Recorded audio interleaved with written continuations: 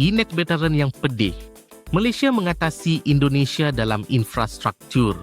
Kalau anda tanya mana-mana rakyat di rantau ini, soalan mudah. Negara mana lebih maju dari segi infrastruktur, Malaysia atau Indonesia? Hampir semua akan jawab Malaysia tanpa berfikir panjang. Dan jawapan itu sebenarnya masih betul.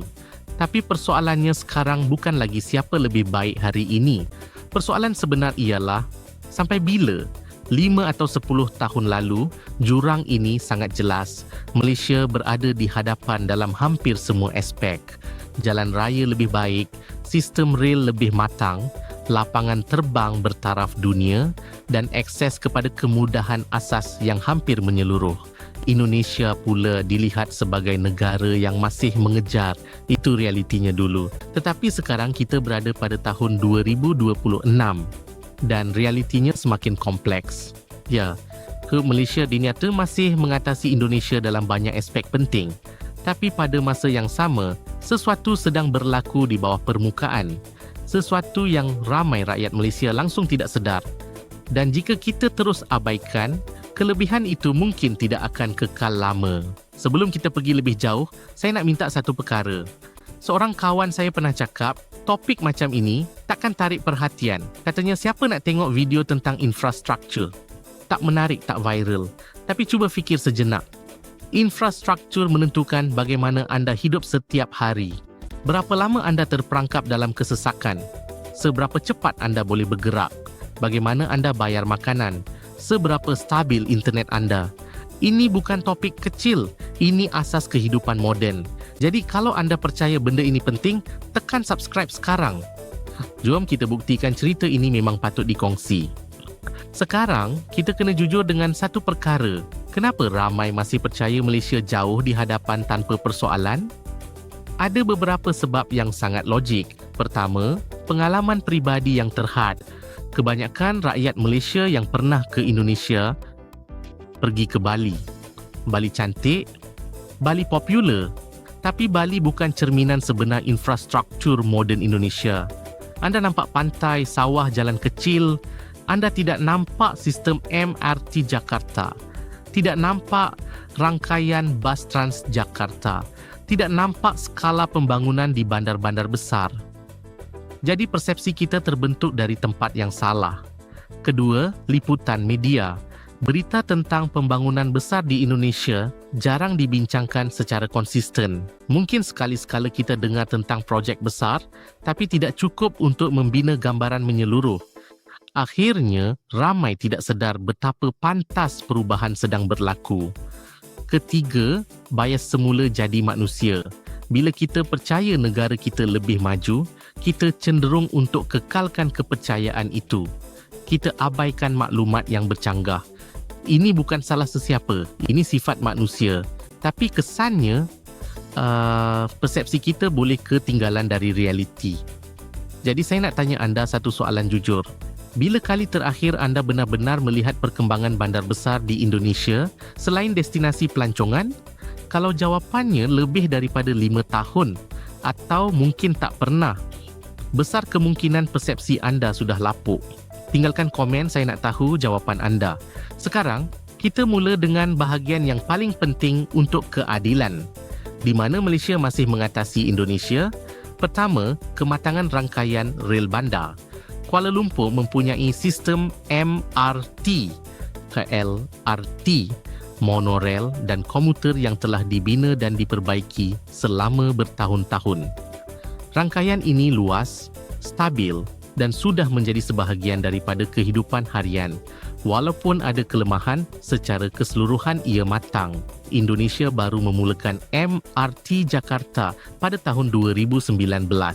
Rangkaiannya masih berkembang dan belum mencapai tahap liputan seperti Kuala Lumpur. Dalam aspek ini, Malaysia jelas di hadapan. Kedua, kualiti jalan raya secara purata. Lebuh raya di Malaysia, terutamanya rangkaian utama, berada pada tahap yang sangat baik. Penyelenggaraan juga lebih konsisten.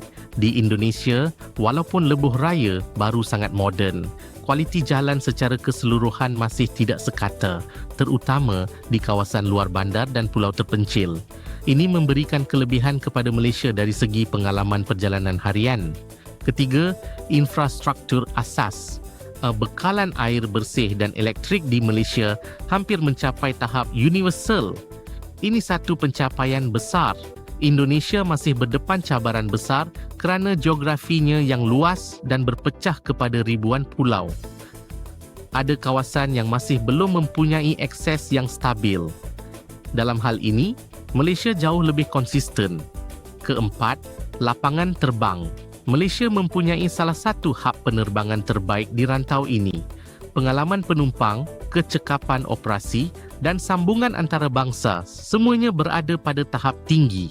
Walaupun lapangan terbang utama di Indonesia semakin baik, Malaysia masih mempunyai kelebihan dari segi kualiti keseluruhan. Jadi, ya, inilah kebenaran yang pedih bagi sesetengah pihak di Indonesia. Malaysia masih mengatasi dalam beberapa aspek penting. Ini fakta, ini realiti semasa dan rakyat Malaysia patut bangga dengan pencapaian ini. Tapi sekarang, kita masuk bahagian yang lebih menarik. Bahagian yang mungkin membuatkan ramai berfikir semula. Kerana walaupun Malaysia masih di hadapan hari ini, Indonesia tidak lagi berada jauh di belakang seperti dahulu. Dalam beberapa tahun kebelakangan ini, Indonesia mula mempercepatkan pembangunan mereka dalam cara yang sangat agresif. Mereka bukan sekadar mengejar, mereka mula melompat dalam beberapa bidang tertentu. Contohnya, pengangkutan awam berasaskan bas berskala besar. Sistem bas di Jakarta berkembang dengan sangat pesat dan digunakan oleh jutaan orang setiap hari. Ia menjadi tulang belakang mobiliti bandar.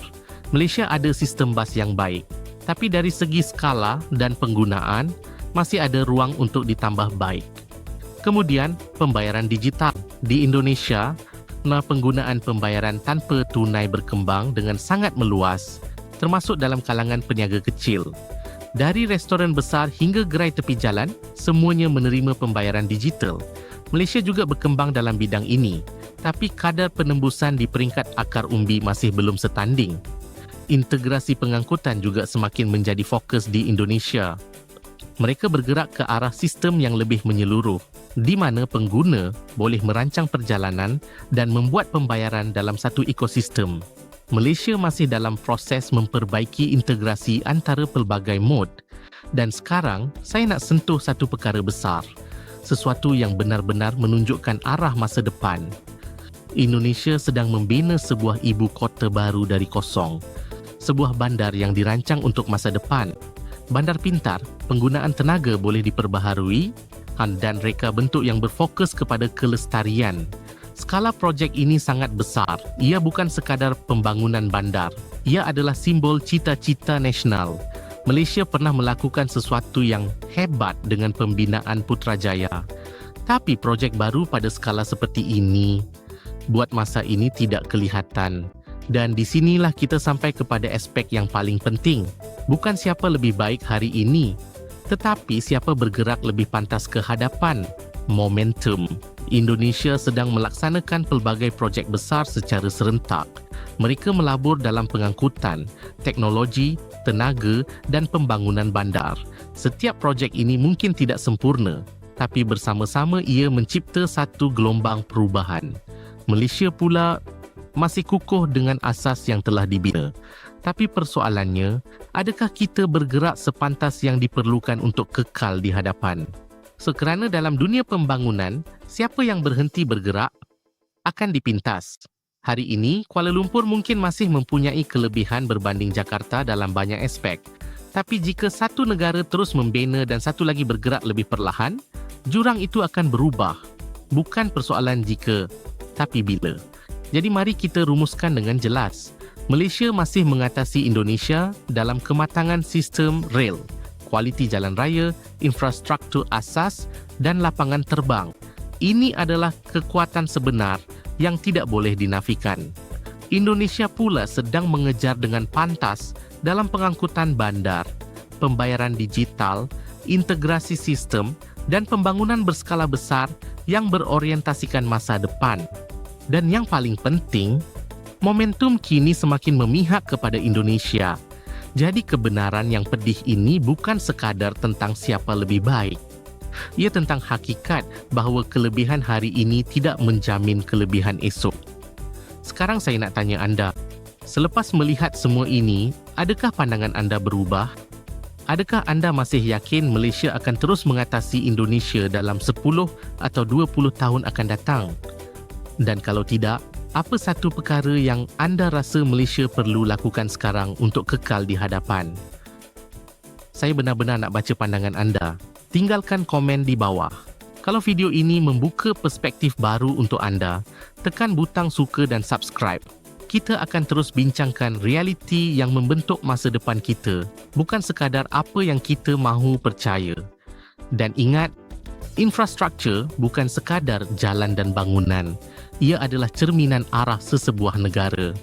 Dan arah itu ditentukan oleh tindakan hari ini.